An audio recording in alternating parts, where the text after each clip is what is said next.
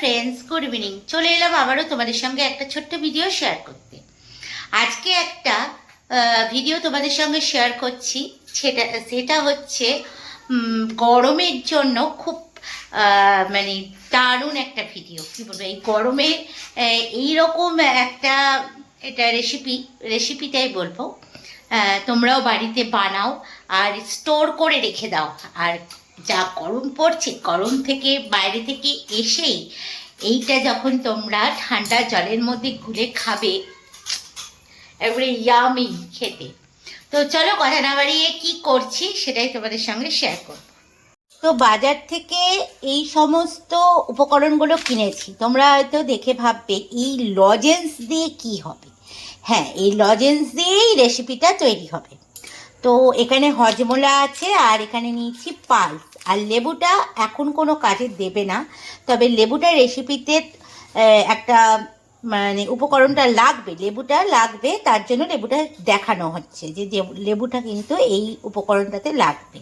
তবে এখন নয়, যখন তোমরা খাবে তখন এই লেবুটা লাগবে। তো লেবুটা সরিয়ে দিলাম। তো এবার আমি এক এক করে সব প্যাকেটগুলো ছিঁড়ে এগুলোকে মিক্সিতে গুঁড়ো করে নেব। এখানে সবগুলো ছিঁড়ে আমি এখানে নিয়ে নিয়েছি, দেখতেই পাচ্ছ। এবার আমি এর মধ্যে দেব 1 চামচ চিনি।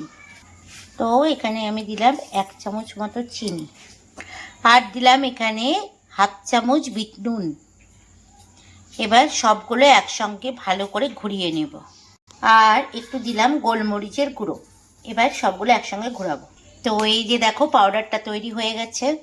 এবার আমি এটাকে স্টোর করে একটা কোটোর মধ্যে বা একটা জারের মধ্যে ভরে রেখে দেবো।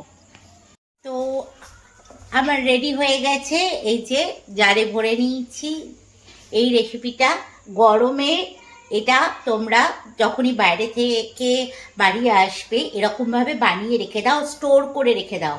হ্যাঁ, আর যখনই তোমরা গরমে কোথা থেকে বাইরে থেকে যখন বাড়ি আসবে, তখন এইটা 1 চামচ ঠান্ডা জলের মধ্যে দিয়ে আর তার মধ্যে একটা লেবু চিপে দিবে, লেবুর এক টুকরো। তার জন্যই লেবুটাকে তোমাদেরকে আমি দেখিয়েছিলাম যে লেবুটার এখন কোনো কাজ নেই, কিন্তু তখন কাজ আছে।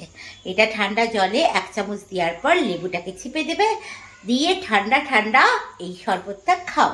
তাহলে রেসিপিটা কেমন লাগলো বন্ধুরা, অতি অবশ্যই কমেন্টস করবে।